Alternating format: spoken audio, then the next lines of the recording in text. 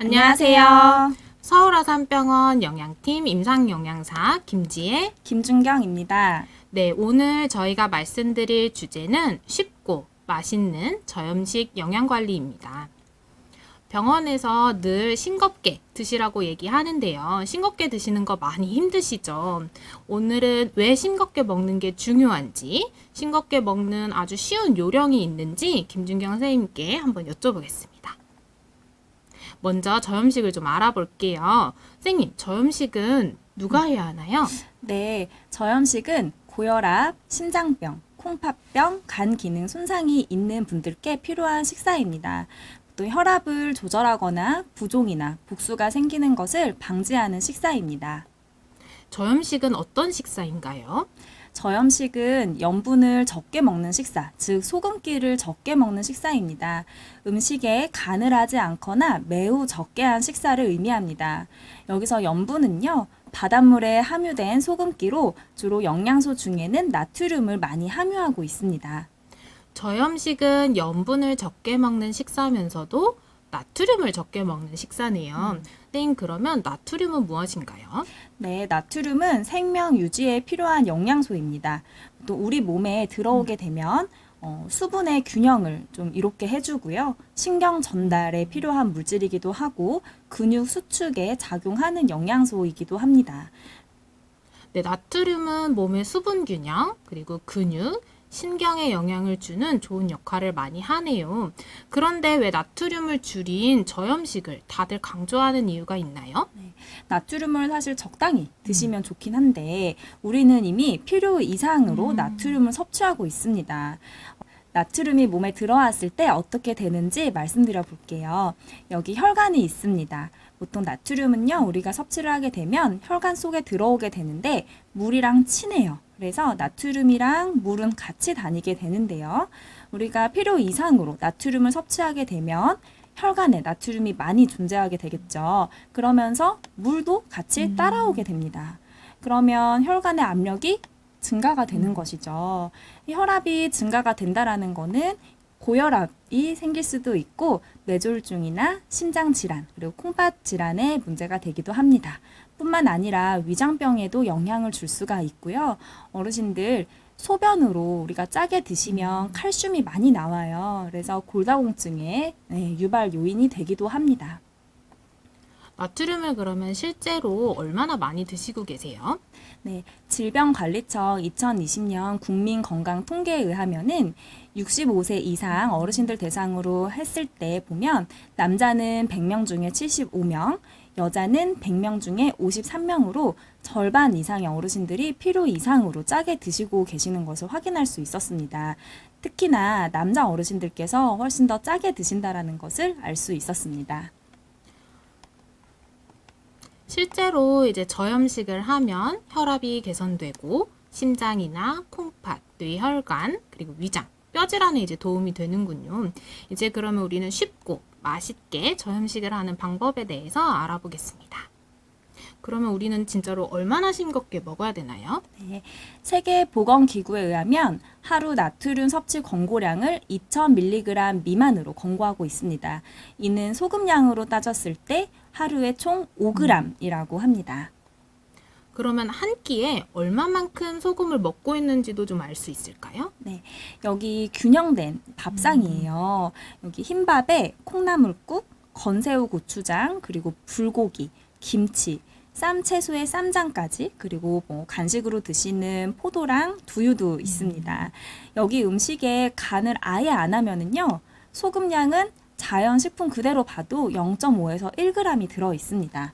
그러면 양념을 하면 어떻게 되나요? 네, 고추장이나 소금간, 간장 이런 양념을 하게 되면은요, 5g 이상의 식사를 드시는 거예요. 이미 한 끼만 드셨는데도 하루 소금량을 다 드신 거랑 똑같죠. 그러면 주로 소금이 어디에 들어있는지 좀 더 자세하게 알려주시겠어요? 네, 보통은 밥도둑 반찬에 많이 들어있다고 보시면 돼요. 첫 번째로 짠 양념이나 절인 반찬, 그리고 찌개류에 많이 들어있습니다. 짠 양념을 조금 더 살펴보면 소금, 그리고 간장, 쌈장, 고추장, 된장 등 이런 장류에 많이 포함이 되어 있고요. 두 번째로 절인 반찬은 보통 이렇게 소금이나 간장으로 양념을 절인 반찬들인데 김치나 깻잎지, 젓갈 등에 해당합니다. 이렇게 절여진 반찬은 아무리 씻어내고 물로 씻어낸다 하더라도 나트륨이 배출이 되지가 않습니다. 그러면 씻어 드셔도 소용이 없는 거네요. 네, 맞습니다.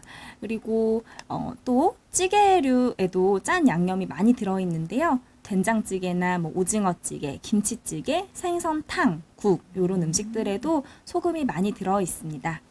이런 반찬은 한 두세 가지만 먹어도 이미 한 번에 먹는 양으로 거의 하루에 총 먹어야 되는 양에 가깝겠네요. 그러면 이런 반찬 좀 최소로 줄이는 게 좋겠어요. 네, 그래서 우리가 쉽고 맛있게 저염식을 하는 방법은요. 앞서 보여드렸던 짠 음식은 한 끼에 한 가지만 적당량 섭취하는 것이고요. 두 번째로는 우리 싱겁게 드신다 해서 스트레스 많이 받으시잖아요. 염분이 적은 음식들 그리고 양념들도 있어요. 이런 음식 제가 알려드릴 테니까 자유롭게 섭취를 한번 해보시기 바랍니다. 실제로 어떻게 하는지 보여드릴게요. 네, 여기 보시면 된장국, 그리고 소금 간을 안 한 계란말이, 그리고 부추 무침, 그리고 토마토가 있어요. 어르신들 중에 나는 짠 반찬이 꼭 필요해 라고 하시는 분들은 어떻게 조정을 하면 좋을까요?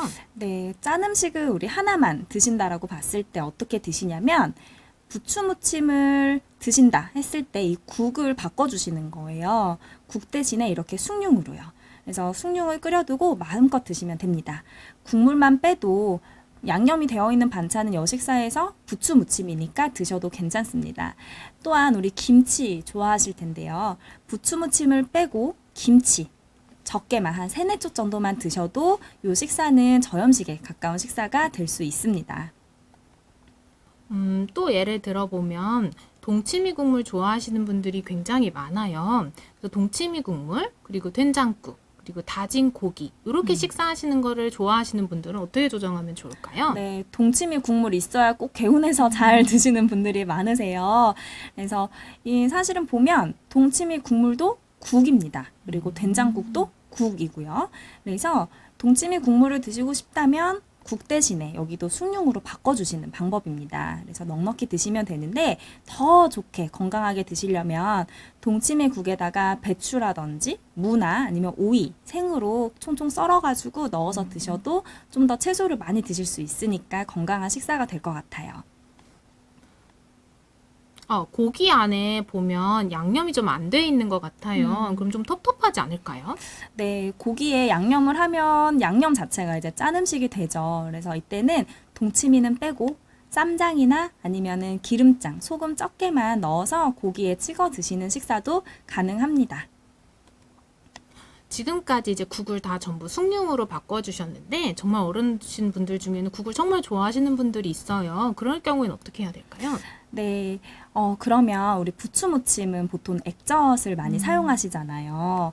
그래서 이 국은 살려주시고 부추 무침에 들어가 있던 액젓을 염분이 적은 식초나 겨자로 양념을 해주시면 좋겠습니다. 그러면 반찬들은 달걀말이, 부추도 이제 양념이 안 되어 있고 하니까 요 식사를 드시면 되고요.